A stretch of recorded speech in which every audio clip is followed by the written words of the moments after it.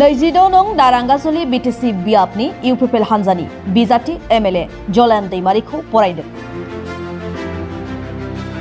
फैबाय थानाय बिटिसि बिसायख'थिनि थाखाय 22 नं दारांगाजुलि बिटिसि बियाबाव इउपिपिएल हान्जानि बिजाथि महरै सायख'जादों तामुलपुर बियाबनि एमएलए जलेन दैमारिया। 22 नं दारांगाजुलि बिटिसि बियाबनिफ्राय इउपिपिएल हान्जानि बिजाथि महरै तामुलपुर बियाबनि एमएलए जलेन दैमारिखौ फोसावनायनि उनाव दिनै इउपिपिएल हान्जा मावथिफोरनि गेजेराव रंजा खुसि। दिनै दारांगाजुलि बियाबनि बिजाथि जलेन दैमारिखौ दारांगाजुलि इउपिपिएल हान्जानि block committee, youth cell, women cell, farmer cell, tea cell आरो मोनफ्रोमबो प्राइमारि कमिटिफोरा मोनसे रेली आरो हाबाफारि लानायनि गेजेरजों गाजा गोमजायै बरायदों।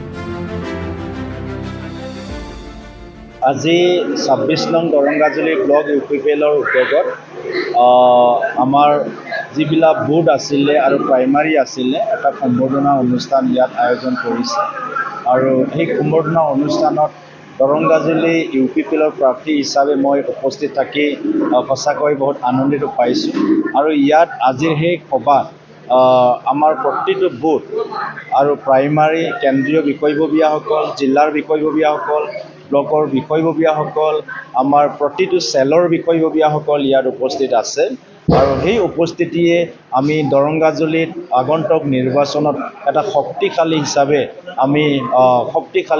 আগুৱাই যোৱাৰ কাৰণে এটা প্ৰেৰণা পাইছোঁ আৰু 26 নং দৰংগাজুলিত ইউপিপিএলৰ জয় নিশ্চিত। এমএলএৰ পিছত আপোনাৰ মানে এমচিএৰ আপোনাক সিলেক্ট কৰিছে দলে কি ক'ব? নাই, দলে আজিৰ তাৰিখত যিটো ডিচিশ্যন বা ষ্ট্ৰেটেজি কৰিছে ইয়াত আমাৰ ক'ব লগা নাথাকে, কাৰণ আমি হাইকমাণ্ডৰ মতে আমাৰ চলিব লগা হয়। আমি হাইকমাণ্ডৰ ওপৰত কেতিয়াও নহয়, গতিকে দলে যি সিদ্ধান্ত লৈছে সেইটো মানাটো আমাৰ সকলোৰে কৰ্তব্য। আমি 100% দৰংগাজুলিত জয় হ'ম, এইটো 100% কৈছোঁ মই। ইয়াত যিমান তেনেকুৱা হ'লেও ইয়াত ইউপিপিএলৰে জয় আৰু ইউপিপিএলৰ জয় হোৱাৰ পিছত আমি দৰংগাজুলিত আমি নতুনকৈ নিৰ্মাণ কৰিব বিচাৰিছোঁ। নতুন দৰংগাজুলি গঢ়িম, এইটো ৰাইজৰ সকলোৰে সহযোগত।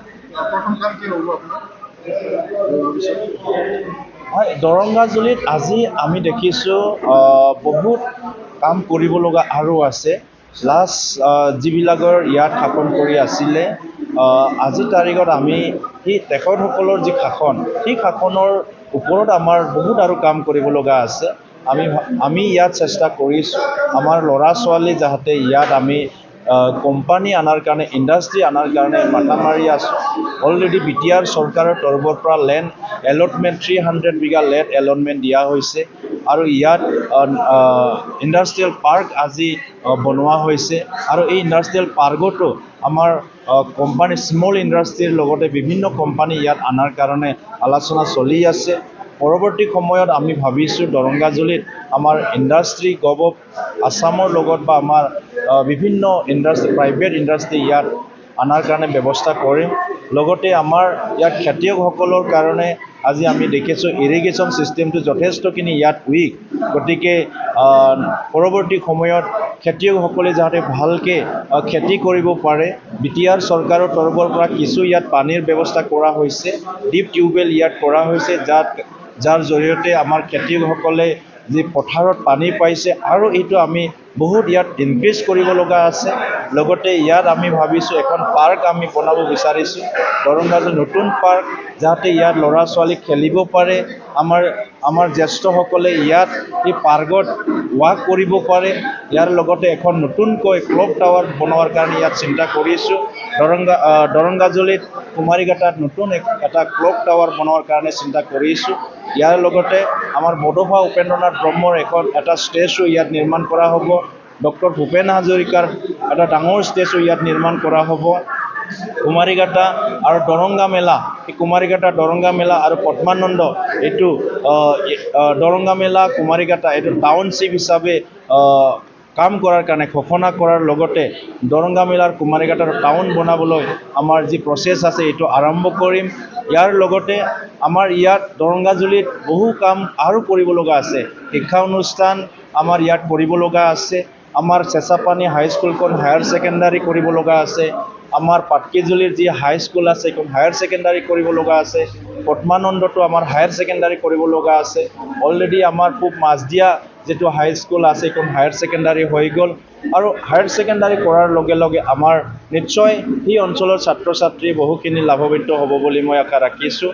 পাগলাৰ গৰাখহনীয়া আছে সেইবিলাক নিশ্চয় আমাৰ কৰিব লগা আছে আৰু যিটো আমাৰ NK মাৰ্কেট আছে, গেৰেজৰ যি বজাৰ আছে, মাৰ্কেট আছে, ইণ্টাৰনেশ্যনেল মাৰ্কেট, এইটো আমি ভাবিছোঁ 1 কোটি টকাৰ 1 crore এটা প্ৰজেক্ট ইয়াত অলৰেডি প্ৰপ'জেল ছাবমিট কৰা হৈছে।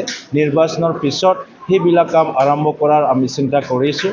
নিশ্চয় দৰংগাজুলিখন আমি নতুনকৈ গঢ়িবলৈ চেষ্টা কৰিছোঁ আৰু এই নতুন দৰংগাজুলিত আমাৰ দৰংগাজুলিত বসবাস কৰা সকলো জাতি জনগোষ্ঠী আমাক সহায় কৰিব বুলি আশা ৰাখিছোঁ আৰু আমাৰ UPPLৰে জয় ইয়াত নিশ্চিত। বিজেপি নে BPF? ইয়াত আমাৰ BPFৰো কেণ্ডিডেট থাকিব আৰু অলৰেডি BPFে ডিক্লেয়াৰ দিছে আমাৰ সন্মানীয় প্ৰাক্তন বিধায়ক ইমানুৱেল মুছাহাৰী ডাঙৰীয়াক। BJPৰে ডিক্লেয়াৰ হোৱা নাই যদিও আমি গম পোৱা হিচাপে নিশ্চয় ইয়াতে ষ্টেণ্ডিং MCLA ডাঙৰীয়াই নিশ্চয় BJPৰ কেণ্ডিডেট হ'ব পাৰে। গতিকে কণ্টেষ্টটো এতিয়ালৈকে আমি ৰাইজে এতিয়ালৈকে চাইলেণ্ট আছে। UPPLৰ ফেভাৰৰ ৰাইজৰ এতিয়া যিখিনি প্ৰেৰণা এইটো পাইছোঁ, ইয়াৰ কাৰণে আজিৰ তাৰিখত কণ্টেষ্ট কাৰ লগত হ'ব মই এইটো ক'ব নাযাওঁ, কিন্তু UPPL ইয়াত 1 নম্বৰত থাকিব।